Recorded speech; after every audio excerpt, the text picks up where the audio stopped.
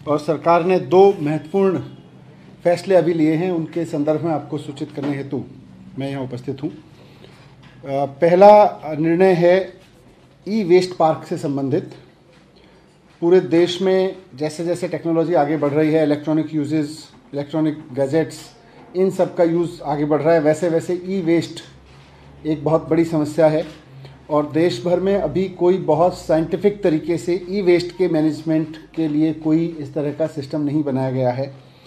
तो दिल्ली सरकार ने आज निर्णय लिया है कि देश का पहला अपनी तरह का e waste management eco park Delhi में बनाएगी और इसमें साइंटिफिक और एनवायरमेंटल तरीके से जो भी ई वेस्ट है उसकी डिसमेंटलिंग का, उसकी रिफर्बिशिंग का, उसकी रिसाइकलिंग का और उसके जो भी मटेरियल होंगे वेस्ट में उपलब्ध उससे रीमैन्युफैक्चरिंग का काम किया जाएगा।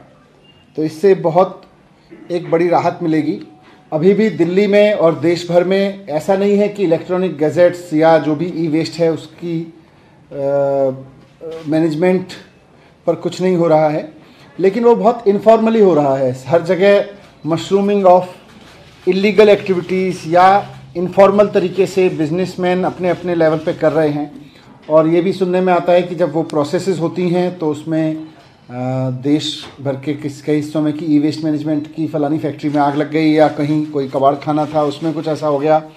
तो उस सब को ध्यान में रखते हुए बहुत साइंटिफिक तरीके से, इकोनॉमिकली साइंटिफिक तरीके से, एनवायरमेंटली साइंटिफिक और सेफ तरीके से जो दुनिया में ई वेस्ट पार्क हैं उनके मॉडल्स को स्टडी किया गया है और उसके बेस पर एक 20 एकड़ की ज़मीन में फैला हुआ पार्क बनाया जाएगा। दिल्ली में लगभग 2 लाख टन कचरा जो है, ई कचरा, हर साल प्रोड्यूस होता है।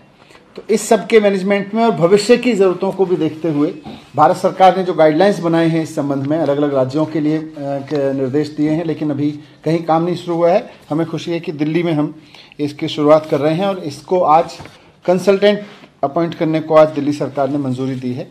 तो एक तो फैसला इसके संबंध में था।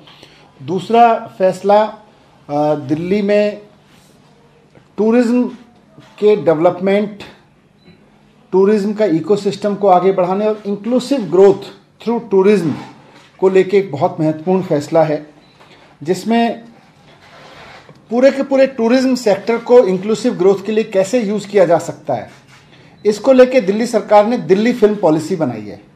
तो आज कैबिनेट ने दिल्ली फिल्म पॉलिसी 2022 को मंजूरी दी है।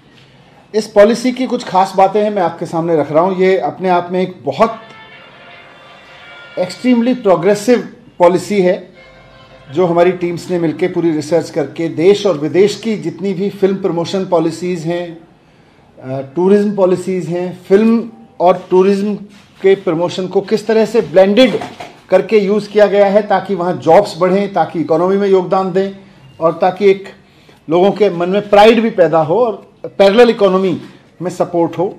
दुनिया में बहुत अच्छे अच्छे मॉडल्स हैं, उनको भी स्टडी किया गया। देश की फिल्म पॉलिसीज़, देश की फिल्म प्रमोशन पॉलिसीज़ को भी स्टडी किया गया और उसको सबको करके दिल्ली के आधार पर दिल्ली फिल्म पॉलिसी 2022 को आज कैबिनेट ने मंजूरी दी है। इसमें इसका सबसे इम्पोर्टेंट विज़न, तो जैसा मैंने कहा कि सिर्फ और सिर्फ ये फिल्म प्रमोशन पॉलिसी नहीं है, ये अपने आप में सिनेमा वर्ल्ड को साथ लाके hotel industry, restaurant industry, hospitality की इंडस्ट्री, आर्टिस्ट्स, टूरिस्ट की, टूरिज्म से रिलेटेड और जो इंडस्ट्रीज़ हैं, ट्रांसपोर्ट इंडस्ट्रीज़ हैं, बसेस हैं, कैब्स हैं और बहुत